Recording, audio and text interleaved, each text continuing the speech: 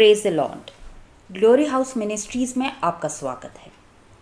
आज का हमारा टॉपिक है दान, कि हम दान कैसे करें, या यूँ कहूँ कि दान कैसे नहीं करना चाहिए। हम मैथ्यू 6 से पढ़ेंगे, मत्ती 6 का 1 से 4।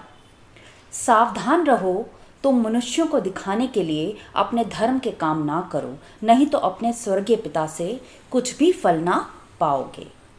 यहाँ बाइबल हमें सिखाती है और हमें अलर्ट करती है कि यदि हम कुछ भी धर्म कर्म के काम, अच्छे काम, नेकी सिर्फ इंसानों को दिखाने के लिए, दिखावा करने के लिए कि देखो हम कितने महान हैं या हम कितने धर्मी हैं, ये और अपनी बढ़ाई के लिए कर रहे हो, तो बाइबल कहती है अगर आप इस मंशा से अच्छे काम कर रहे हो तो हमारा परमेश्वर उसका कोई भी फल हमको नहीं देगा। यहाँ पे हम मत्ती 5 का 16 पढ़ेंगे। उसी प्रकार तुम्हारा उजियाला मनुष्यों के सामने ऐसा चमके कि वह तुम्हारे भले कामों को देखकर तुम्हारे पिता की जो स्वर्ग में है बढ़ाई करें। यहाँ बाइबल हमें सिखाती है कि हमें अपनी बढ़ाई नहीं करनी, हमें लोगों के सामने ये दिखाना नहीं हम कितने अच्छे हैं। हमें सिर्फ परमेश्वर से प्रेम करना है, उसके वचनों पे चलना है, और हाँ अच्छे काम करने हैं, मगर इसलिए नहीं कि हम अपनी बढ़ाई करें, बल्कि इसलिए कि हमारे मन में अपने भाई बहनों के प्रति और बाकी लोगों के प्रति प्रेम और दया की भावना है। और यदि ऐसा है तो परमेश्वर का उजियाला यानी कि परमेश्वर का नूर हम पर टपकेगा, उसकी वो प्रेजेंस हम पे दिखाई देगी, और उसे देखकर हमारे जीवन में परमेश्वर की उस उजियाले को और हमारे अच्छे कामों को देखकर लोग हमारे पिता की बढ़ाई करेंगे, हमारे परमेश्वर की बढ़ाई करेंगे। मत्ती 6 में हम आगे बढ़ते हैं। इसलिए जब तू दान करे तो अपने आगे तुरही ना बजवा, जैसे कपटी सभाओं और गलियों में करते हैं, ताकि लोग उनकी बड़ाई करें। मैं तुमसे सच कहता हूँ कि वह अपना प्रतिफल पा चुके। आपने देखा होगा कई बार मंदिर कहें या चर्च है और गुरुद्वारे हैं, कहीं पे भी आप जाएं, कई जगह पे हम देखते हैं कि लोगों को बहुत शौक होता है अपनी बढ़ाई करने का, कि अगर वो दान करते हैं तो वो एक्सपेक्ट करते हैं कि अनाउंसमेंट की जाए कि उन्होंने कुछ दिया है। आप अपने अनाउंसमेंट करवाना चाहते हो, नहीं होती तो आप 2 लोगों को बताते हो ताकि लोगों को पता चले आपने कुछ दिया। आप देखें कि कई लोग पंखे दान करते हैं तो पंखों पे अपने नाम खुदवाते हैं, पेंट करवाते हैं कि देखो ये दान इसने दिया है, donation by so and so, in memory of so and so. और कई बार लोग सीढ़ियों पे संगमरमर लगवाते हैं, हाँ, और उसके ऊपर भी अपने नाम को गुदवा देते हैं, उसके अपने नाम को पेंट करवाते हैं ताकि आते जाते लोगों को पता चले कि ये दान किसने दिया था।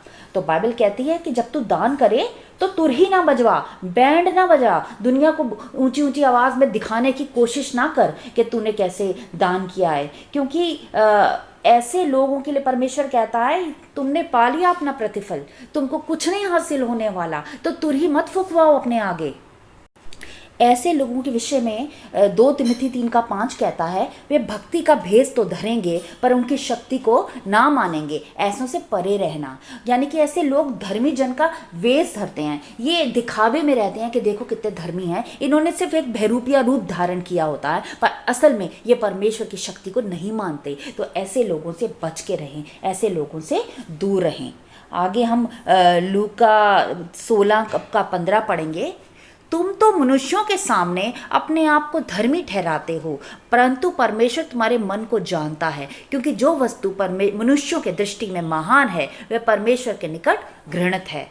यानी कि यहाँ पर बाइबल हमें बताती है जो लोग मनुष्यों के सामने धर्मी ठहराने की खुद को कोशिश करते हैं उससे कोई लाभ नहीं होता, क्योंकि परमेश्वर हृदयों को जानने वाला परमेश्वर है। वो हमारे हृदय के अंदर छुपी बातों को जानता है, वो ये देखता है कि जो हैं उसके पीछे हमारी इंटेंशन क्या है। और हो सकता है जो दुनिया देख रही है वो हमारे धर्म कर्म के कामों को बहुत ही अच्छा समझे, पर हो सकता है कि वही हमारी मंशा को देख के परमेश्वर उसे तुच्छ जाने और उसको घृणित कहता है। आगे मत्ती 6 के में लिखा है, परंतु जब तू दान करे तो जो तेरा दाहिना हाथ करता है तेरा बायां हाथ ना जानने पाए, ताकि तेरा दान गुप्त रहे, तब तेरा पिता जो गुप्त में देखता है तुझे प्रतिफल देगा। आप जब दान करते हैं तो इधर उधर ना बताएं, बल्कि आपके दूसरे हाथ को भी पता ना चले कि आपका दाहिना हाथ क्या कर रहा है। और अपने दान को गुप्त में रखें तो परमेश्वर भी जो आपको देख रहा है वो आपके इस गुप्त दान को देखकर आपको इसका रिवार्ड, इसका प्रतिफल देगा। मरकुस 8:36 हम पढ़ेंगे, यदि मनुष्य सारे जगत को प्राप्त करे और अपने प्राण की हानि उठाए तो उससे क्या लाभ होगा। हम सारे जगत के बढ़ाइयों को, प्रशंसाओं को लेकर अगर उस काम को करके परमेश्वर की नज़र में ही घृणित ठहरे, परमेश्वर की नज़र में ही तुच्छ ठहरे तो क्या फ़ायदा। हम सारी दुनिया की चीज़ों को पाकर अगर अपनी आत्मा को, अपने प्राणों को ही खो दें, अपनी इमेज को ही परमेश्वर की नज़र में ख़राब करने तो क्या फ़ायदा।